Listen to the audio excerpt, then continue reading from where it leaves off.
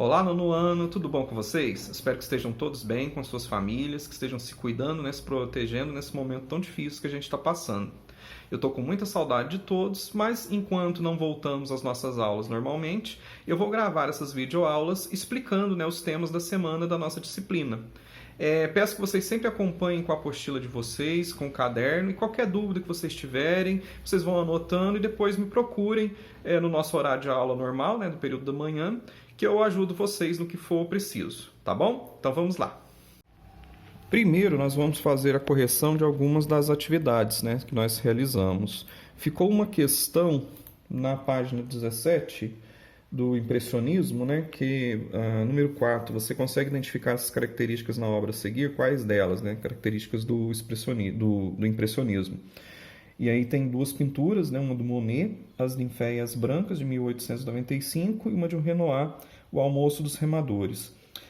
A resposta é no quadro do Renoir, e nós identificamos a atividade cotidiana. Nos dois quadros, os contornos não são evidentes. O estudo do reflexo da luz fica evidente nos dois trabalhos, mas de forma diferente. No quadro do Renoir, a luz de um dia de verão banha todo o espaço, e no quadro do Monet, a luz é refletida pelas flores de cores claras e pela água do lago. Depois a gente viu o aprimorando, na página 19. Tem duas questões, 1 e 2, letra A e letra B. Na primeira questão, a resposta é pessoal. Ele pergunta quais as cores que a gente identifica na pintura do Gauguin, que está na página 19, e descreva como a temática e as cores utilizadas pelo pintor retratam, a seu ver, a expressão de um sentimento profundo. Então, essa resposta é pessoal. Vocês informam o que vocês acham, de como essa cor expressa um sentimento. Isso aí, como que vocês percebem isso? E com relação às cores, as cores que podem ser identificadas são as primárias, vermelho no chão e o azul no caule da árvore, e secundárias, laranja no cachorro e verde no fundo. E é claro que outras cores podem ser observadas, vocês percebem outras cores também, e poderia ter identificado essas outras também. Na letra A, da número 2, também é uma questão pessoal, que sentimentos você tem quando olha a pintura. Você descreveria, qual sensação o quadro no caso aqui o quadro do Van Gogh, o quarto do artista em Arles, de 1889. Quais os sentimentos que você sente ao observar esse quadro, Então é pessoal. A gente pode falar só que o azul ele evoca uma certa paz e tranquilidade, No entanto, as distorções do quadro podem evocar inquietude, mesmo que o artista tenha buscado outro efeito. Então, é a visão de um quarto, que normalmente seria algo tranquilo, mas da forma como ele representa, parece um quarto mais inquieto, Parece uma sensação mais inquieta, como se tivesse algo estranho, diferente no ar. Depois, a pintura parece favorecer mais a imaginação ou a realidade. Por quê? A gente pode dizer que ela favorece mais a imaginação, por conta dessas distorções que ele faz. Ele distancia a representação da realidade. O artista está interessado em causar uma emoção e não em descrever fielmente o espaço. Então, o objetivo dele não é que a gente veja como que é o quarto. Ele quer passar a sensação, a emoção do que aquele quarto desperta nele, Agora, a gente vai ver um pouco sobre o expressionismo, que foi uma das vanguardas do modernismo. E o termo expressionismo ele é usado para designar a representação das emoções na obra artística por meio da distorção das formas e do uso simbólico das cores. Não indica apenas um movimento, mas, segundo alguns teóricos, uma característica da arte dos países do norte da Europa, recorrente em períodos de crise. Então, o expressionismo, as principais características do expressionismo é a distorção que ele faz da realidade. As formas, os objetos, as pessoas normalmente são distorcidas, são alongadas, as cores variam, elas não são cores que normalmente a gente encontra no ambiente natural, porque eles querem favorecer a emoção, o sentimento. Então, tudo no quadro é para provocar essa emoção, esse sentimento. E, normalmente, as telas expressionistas, elas aparecem em momentos delicados da história, principalmente períodos de crise, porque são períodos em que o homem está revoltado, o homem está com medo, e esse alongamento das formas, ele favorece isso, ele favorece essa representação de angústia, de medo, de pavor, né, que está recorrente nas pessoas nesses períodos, né, de crise. Outra coisa importante é que as características expressionistas, né, essas características de distorção, elas não são apenas desse período, né? Não é a partir daqui, desse movimento, que surgiu. Ao longo de toda a história da arte, sempre teve momentos em que os artistas distorceram as representações. Isso desde a época das cavernas. A gente vinha imagens nas rupestres, né? Imagens nas cavernas do homem primitivo com distorções também. Outros movimentos, igual o maneirismo, que ocorreu entre o Renascimento e o Barroco, eles tinham essa característica também de distorcer a realidade, de distorcer as formas, né? Então, ao longo da história da arte, são vários os momentos em que o homem distorceu as formas. Só que aqui, a partir do expressionismo, vamos dizer assim, passou-se a olhar esse tipo de distorção e passaram a praticar com um objetivo específico, né, que é despertar essas emoções de pavor, de medo, de sensações de angústia, principalmente por refletir o momento histórico que eles viviam. Assim, a observação objetiva da realidade seria então substituída pela representação dos sentimentos e dos estados de espírito do artista. Então, mesmo que ele represente um ambiente público, por exemplo, uma pessoa, um local qualquer, o objetivo dele não é representar aquele local, é representar o sentimento. Então, para representar isso, ele vai modificar as cores, ele vai alongar formas, para dar esse destaque para os sentimentos, porque é o objetivo principal dele. Os precursores, os primeiros artistas que começaram esse movimento do expressionismo, a gente diz que foi o Van Gogh e o Edvard Munch. Van Gogh ele já prenunciava com suas obras muitas das características que seriam as marcas de arte expressionista, sendo considerado como uma grande raiz pictórica do movimento. Então, quando a gente fez aquele exercício, né, do aprimorando, a gente viu, né, que ele representou um quarto, naquela pintura lá da página 20, ele representou o quarto dele, mas o foco dele ali não era a representação do quarto, uma representação realista do quarto, mas era passar o sentimento que aquele quarto dava para ele. Então, isso já é uma característica do expressionismo, né? Quer dizer, ele foi um dos que começaram, ele que germinou essa ideia, né? Que depois outros artistas foram levar adiante. E o Munch, ele é famoso por seu quadro, O Grito. Nessa obra, Munch transmite, por meio de linhas deformadas e cores puras, o desespero e a angústia. Então, a gente pode observar no quadro do Grito essa distorção da realidade, distorção das formas. Esse quadro ele é muito famoso, né, muito conhecido, vocês já devem ter visto várias vezes. Até emoji do celular ele tem inspirado nele, né? Que a gente vê um homem com as mãos no rosto, dando um grito, né? E com uma sensação de desespero, de pavor, né? E tudo isso, esse sentimento de desespero e de pavor, o artista ele dá ênfase pelo modo como ele dá as suas pinceladas, as cores que ele usa. Veja o céu totalmente vermelho, né? O céu, ele não tem essas cores. Olha as ondulações do rio em volta. Parece atormentado, parece algo muito forte, né? Pesado.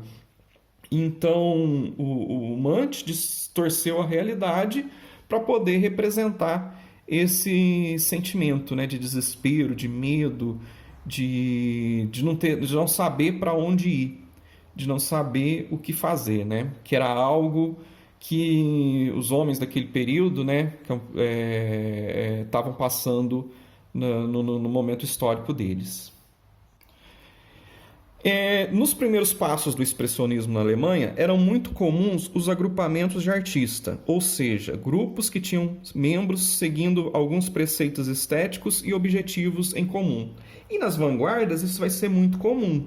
Cada vanguarda que a gente vai estudar, a gente vê que normalmente era um grupo de artistas, né, que se reuniam com uma motivação em comum e passavam a trabalhar, a pintar, a fazer suas esculturas voltado com aquele tema. Então, no expressionismo, tiveram vários grupos, né, que se juntaram e deram origem a esse movimento. Além do compartilhamento de ideias similares sobre arte, o próprio fator geográfico estimulava a criação desses grupos. Assim, o primeiro deles era a Ponte, era de uma cidade chamada Dresden. E o Cavaleiro Azul, um pouco posterior, ele era de Munique. Na França, teve os Fauves, as feras, ou fauvistas. Eles produziam obras que evocavam uma violência visual. Então, eles não chegaram a ser um grupo com diretrizes definidas, como era o Cavaleiro Azul e a Ponte, né? Mas eles tinham muitas coisas em comum. Eles fizeram uma apresentação juntos, né? E as obras deles tinham muitas características em comum. E aí eles passaram a ser conhecidos como fauvistas, justamente por essas características que eles tinham, né? O primeiro movimento, a Ponte, de Brücke, foi mais homogêneo e definiram objetivos e procedimentos do movimento. Então o movimento sempre tinha alguma diretriz, né? Algo que eles seguiam. Eles definiam o que eles podiam e não podiam fazer e como que eles fariam, né? Para o desenvolvimento dos trabalhos deles. Os temas eram vinculados à vida cotidiana e à crítica social. Eles buscavam compor a realidade no ato de pintar. As pinturas manifestavam uma certa rudeza, uma violência. Então os temas deles eram sempre temas ligados à vida cotidiana das pessoas daquela época e com crítica social. Só que valorizando os sentimentos, né, como a gente viu. Então as distorções de formas, distorções de cores, as misturas de cores diferentes que não estavam que não eram iguais às da realidade, né? Justamente para favorecer o destaque do sentimento. Para os expressionistas, é o artista que atribui significado à matéria, ou seja, a imagem não existe antes da ação do artista. Para eles, né, é o artista que vai pegar a matéria, o que ele vai trabalhar e vai dar o significado a ela. Ele que constrói esse significado. E antes do artista pôr a mão nele, não há a arte, né? Não há ação, não há a imagem, né, do que ele quer representar. Porque depende do trabalho do artista. Para os expressionistas, as ações que pintavam estavam centradas nas angústias do homem, nos amores trágicos e nos ideais utópicos. Esses são os principais temas, né, das pinturas expressionistas. Angústia do homem, amor trágico e ideal utópico, né? Ideais que eles tinham que eram muito difíceis de acontecer. Ideais que a humanidade tem até hoje, né? Que é quase impossível, né, de alcançar. Deram um tratamento subjetivo da forma e da cor. As figuras são mais angulosas e cores mais dissonantes. Eles defendiam uma arte mais pessoal e intuitiva, na qual predominasse a visão interior do artista, que é a expressão, em contraste com a inércia característica da impressão. Então, qual que é a principal diferença entre o expressionismo e o impressionismo, né, que a gente viu anteriormente? Os impressionistas, vocês lembram, eles olhavam para a realidade e tentavam representar como eles viam. Então, da forma como a luz tocava os objetos, tocava os ambientes, era a forma como eles representavam. Eles queriam fazer um recorte daquela realidade por meio da luz. Já os expressionistas, eles queriam dar uma visão pessoal deles, uma visão subjetiva. Então, a realidade que eles representavam tinham elementos subjetivos que não correspondiam ao que era visto na realidade realmente. Agora a gente vai fazer a correção das atividades que estão na página 22 a 25, né, que é no capítulo que fala do expressionismo.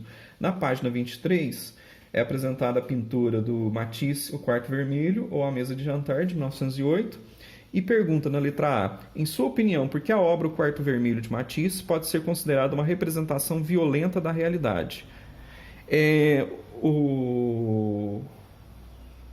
Sim, ela é uma representação violenta por causa da forma como ele representa esse quadro, né? No quadro, o artista elimina as nuances, as diferenças entre os objetos. O vermelho cobre todo o espaço e praticamente tudo parece estar no mesmo plano.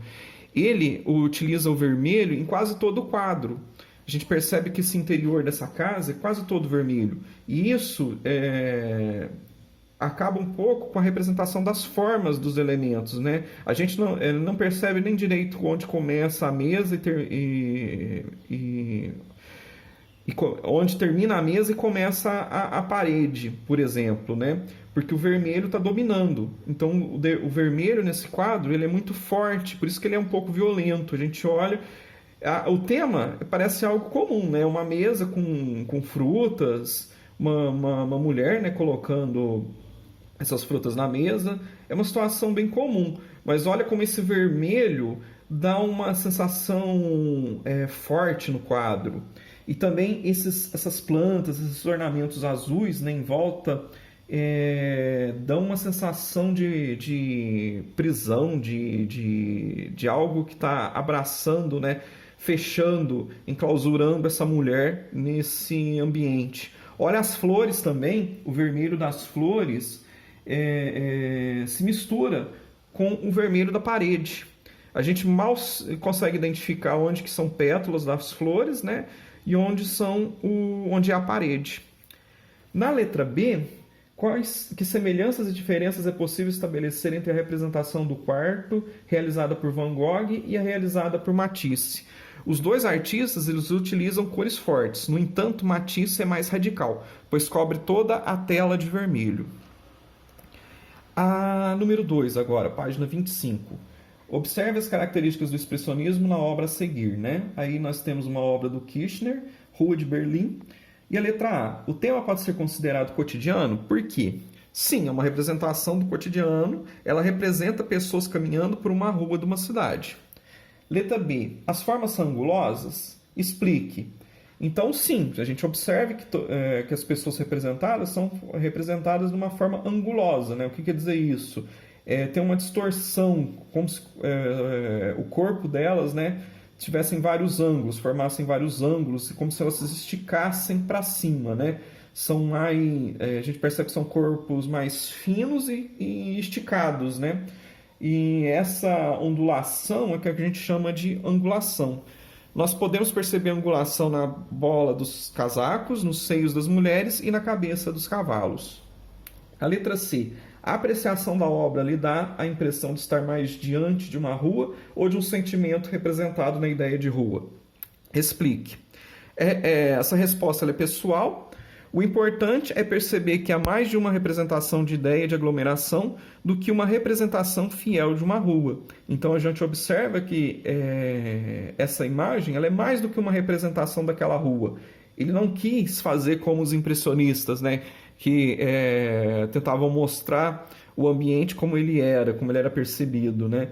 Os expressionistas, eles tentavam dar uma ideia, né, de algum sentimento, alguma sensação. E é o que esse quadro desperta. Na letra D, há algo de violento no sentido de gerar um incômodo na obra. Por quê? Sim, existe uma sensação de asfixia. É tudo muito apertado, muita gente em pouco espaço, né? A gente se sente enclausurado nessa imagem. A gente vê as pessoas, elas estão como que espremidas nessa rua, né? Então, esse foi a sensação e o sentimento que o artista quis passar. Bem, pessoal, é isso. Eu deixei 2 atividades para vocês, né? Vocês realizarem. Depois vocês vejam com calma. E qualquer dúvida que vocês tiverem, entre em contato comigo no horário da aula, tudo bem? Então, tenham uma boa semana, fiquem com Deus e até mais. Tchau!